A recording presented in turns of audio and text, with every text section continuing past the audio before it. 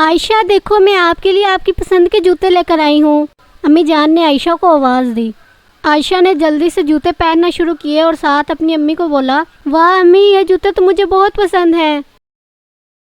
عائشہ اپنے نئے جوتے پہن کر بہت خوش تھی، اس لیے وہ اپنی امی کے ساتھ ٹاؤن میں واک کرنے کے لیے گئی۔ عائشہ کا ٹاؤن بہت ہی خوبصورت تھا۔ چونکہ موسم بہت اچھا تھا، اس لیے بہت سارے لوگ ٹاؤن میں واک کے لیے آئے ہوئے تھے۔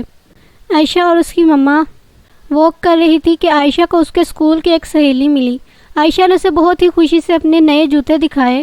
عائشہ کی سہیلی کو بھی عائشہ کے جوتے بہت پسند آئے، جوتے تھے ہی اتنے خوبصورت۔ واک کرتے ہوئے عائشہ کی نظر ایک غریب لڑکی پر پڑی جو سڑک کے کنارے بیٹھی ہوئی تھی۔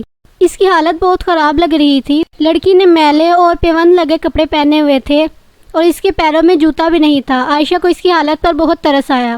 عائشہ اور اس کی امی اس پیاری سی بچی کے قریب گئے۔ بچی بھوک سے نڈال ہوئی تھی، اس نے 2 دنوں سے کچھ کھایا بھی نہیں تھا۔ عائشہ نے غریب لڑکی کی طرف دیکھا اور پھر اپنے جوتوں کی طرف دیکھا۔